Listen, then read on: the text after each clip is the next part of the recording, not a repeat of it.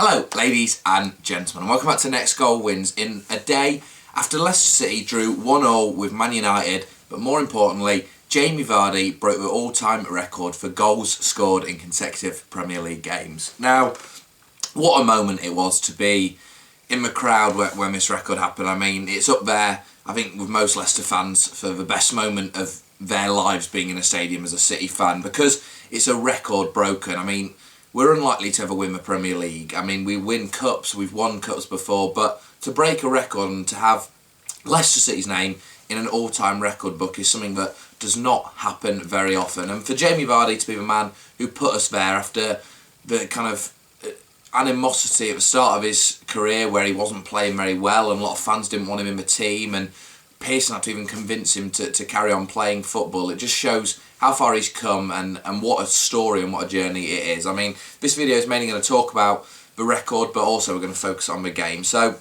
firstly, let's talk about the game. It was a game that, before the game, I predicted 1-0, thought it finished 1-0, and I said before the game that I'd be very, very happy with a draw. And that was the case. I'd rather it hadn't happened in the way it did, with them scoring kind of on the stroke of half time and really deflating the game going into the second half, especially with the atmosphere of a crowd. But you can't really change that, and a 1-0 draw at the end of the day is a point. We stay joint top with Man City, and we stay with only losing one home game. So, you know, it's not the end of the world, a point at all. I know a few fans were kind of disappointed that we didn't win the game, but on the balance of things, we didn't really deserve to win the game. We only had one or two really clear opportunities. I mean, Vardy's was obviously a massive opportunity, and Ujoa's in the second half where he took it inside, should have scored. But the only two massive opportunities we had. Man United had a lot of the ball, over 60% of the ball, and we really invited a lot of pressure on in the second half. The game started though in the first half. It was a very dull game. I imagine for a neutral it was very, very boring. But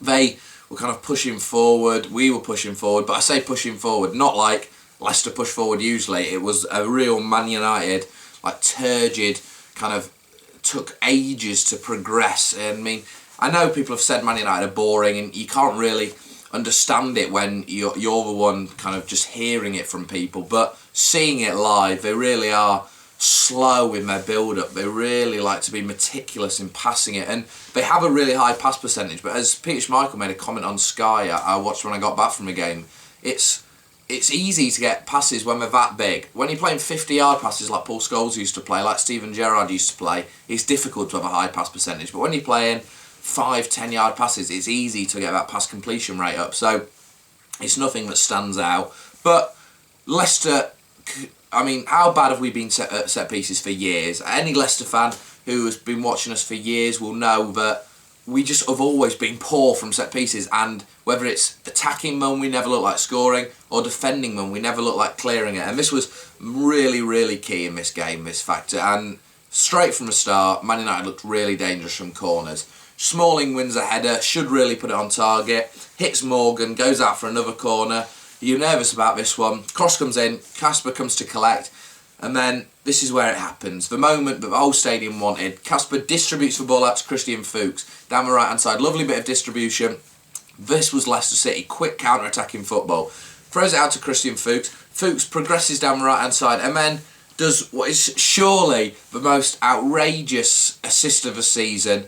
A no-look pass down the line. I mean, you couldn't really tell at first, but watching on Match of the Day and watching it on whatever you watched it on, you'll have seen he gave the old no-looker, passes it the other way. Don't know why it was necessary, but love the fact he did it. No Fuchs given, as he says, but brilliant, brilliant ball in behind the defence. Jamie Vardy makes it a brilliant run, Thierry Henry-esque, kind of curving run that strikers you don't see make that often. Lovely, bends around off the last man of Manchester United's defence. Ashley Young's pointing at Darmian, whoever it is, to cover McNair maybe. No one kind of picks it up.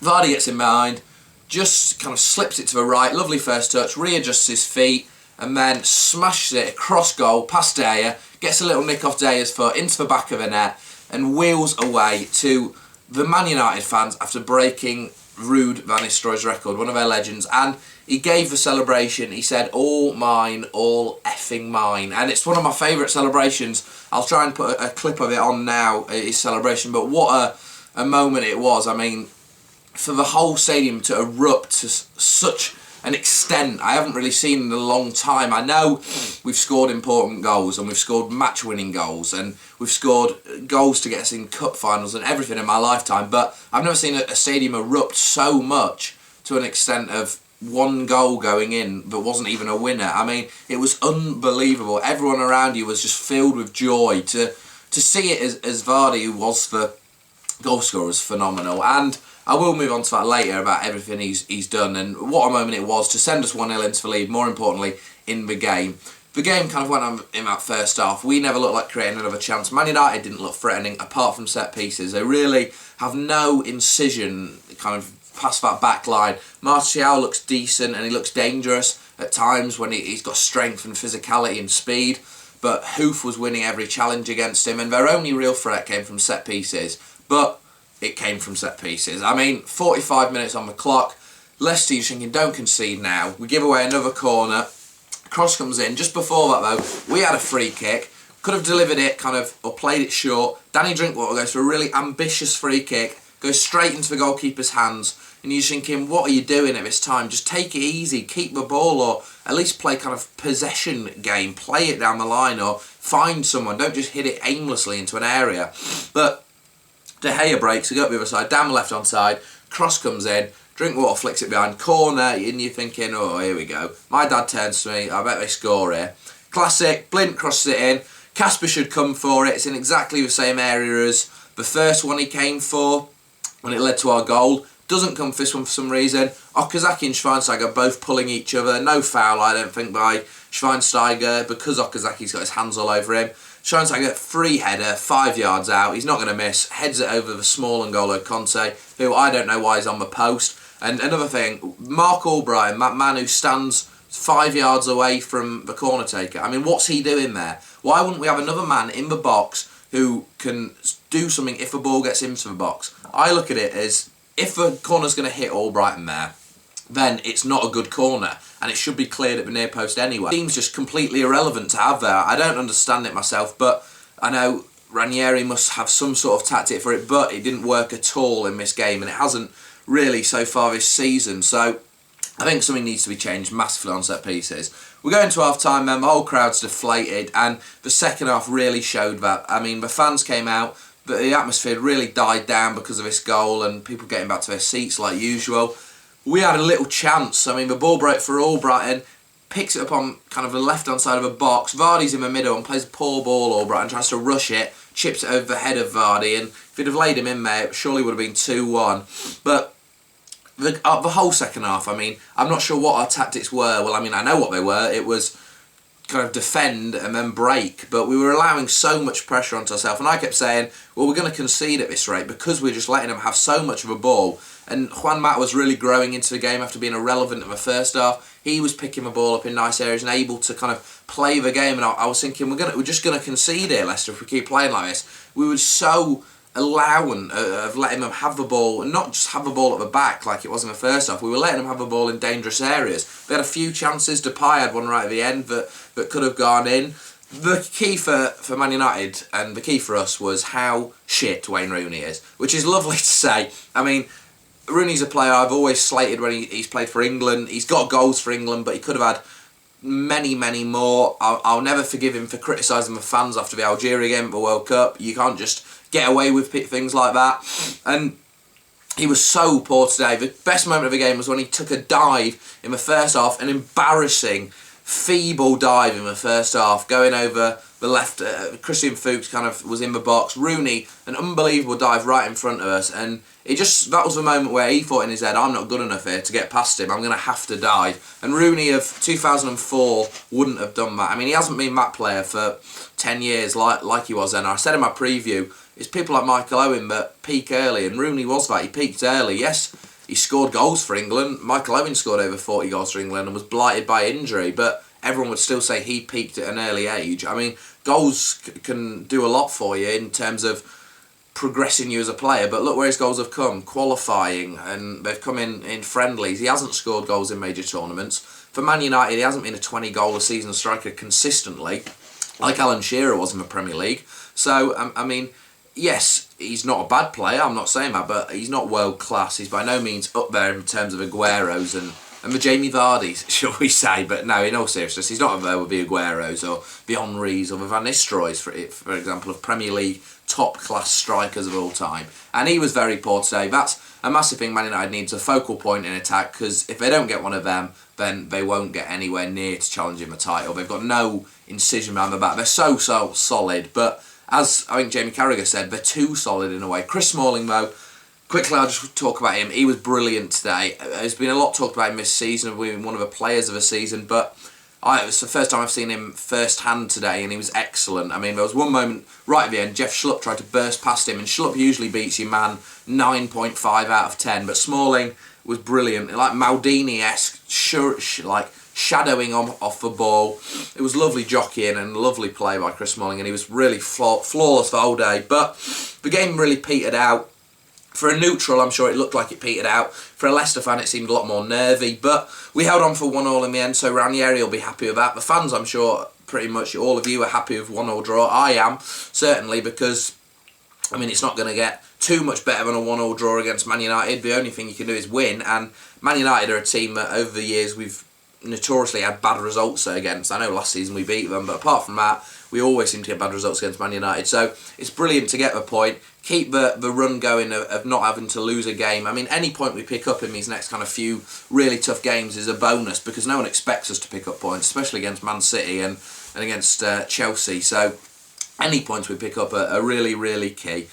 Quickly then, let's talk about the man who broke the record on the day, Jamie Vardy. I mean, he was man of the moment, man of the season. He's everything that we want as a Leicester City fan. And I just want to quickly say congratulations to Jamie and to his family and to anyone involved in the club who has assisted him for any of his goals. But, I mean, a lot of them he's made himself in terms of finishing it. He's had to finish all these, and his purple patch of finishing was summed up last night. He's had one chance in that game and he buried it. He didn't need a second invitation. He had one chance and he scored it. And that's really been the key to this run. When he's had chances, he's put them away more often than not. I only remember him missing one chance, really, and that was against Newcastle last week when he hit the bar. So, well done, Jamie, and congratulations on this record. The club will remember it for a long, long time, and you'll stay in the fans' hearts for a long, long time. I mean, I said it's instant legendary status almost for a player like that. You think about Claridge, never scored many goals for us, but scored important goals, and for Vardy to do,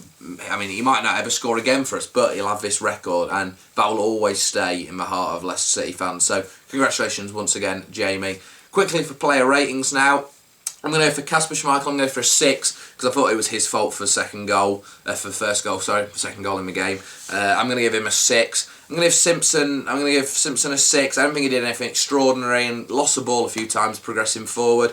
Morgan and Hoof both get 7s for me. I don't think they did anything wrong. Marshall the defence really well. Fuchs gets an 8 for me. Obviously got the assist, but I thought he dealt with Martial really well all day. Only gave away one free kick in the whole game, so I think he did really well, Fuchs. And he's really settled into that left-back role now as kind of the defensive stalwart. I mean, Schlupp's brilliant at attacking, but Fuchs is a much better defender, and obviously showed with his assist that he can do stuff going forward. On the left-hand side then, Mark Albrighton, I'm going to give a 7 to. Now, Albrighton obviously got hooked off quite early, and I think that's purely just because they wanted more energy in the game, and Mahrez can do something more. But I thought Mark worked really hard the whole game, and he had a much better game than he did last week. So I'm going to give Albrighton a 7, just purely because his hard work, and he didn't really do anything wrong for me, apart from the ball through for Vardy, which could have been better. But, you know, there was nothing really that could be done about that. I'm going to give Mahrez on my right-hand side, I'm going to give him a 7. I've got to match him with Albrighton purely because he did absolute moments of magic, like his flip-flap to get in behind the defence, and he drew a lot of fouls, but he gave the ball away so much in areas where you didn't want it to do. It was a classic Mahrez display of his best stuff and his worst stuff today, or yesterday I should say, and it was kind of not what you want to see from Mahrez, but then he'd redeem himself. So a 7 purely because I have to match him with Albrighton. So they could both be 6s, they could both be 7s. It's whatever you think, really. Drinkwater, I've got to give a 6 to. I think it was his poorest game in this run for Leicester. He was giving the ball away a few too many times. Didn't look kind of a player he has. Looked slower than usual and looked kind of tired. So it's a 6 for him. 7 for Conte. Conte again broke up the play in key areas when needed. He's an absolute stalwart. There's no need more to be said about him. Vardy, I'm going to give an 8 to, because he got his goal, and with all the pressure on him, with all the media coverage, the most media coverage I've ever known for a Leicester game, and everyone was there. All the press were there to see him score. I mean, I spoke to Martin Tyler after the game, the Sky commentator, and he said all the press were there just to see Vardy score, and you can imagine that. I mean, that was what they were there to do. He had his notes ready and it was all keyed towards Vardy scoring. So for a Leicester fan, it was more important that we won. I'm sure you'll all have to say that, but they were all there for Vardy to score, and he did it, and he silenced whatever critics there may still have been left of him, and his celebration was the epitome of joy. So an 8 for Jamie. The Okazaki, I'm going to give a 6-2 because his first touch was brilliant, but his second touch was terrible. I mean, his first touch was really good. He got the ball under control, and then his pass was really astray yesterday. And that's kind of been the story of his season. And again, didn't look like scoring a goal, didn't look threatening going forward. Ulloa, I'm going to give a 6-2 because he should have scored. His chance he had was very poor, but his link-up play wasn't too bad when he came on, but should have scored that chance that he kind of nerdled towards De Gea, and De Gea saved with his feet. Who else came on for us? Schlupp, I can't really give too much of a rating to. I'll give him a 6, just because he didn't really do anything wrong, didn't really do anything right.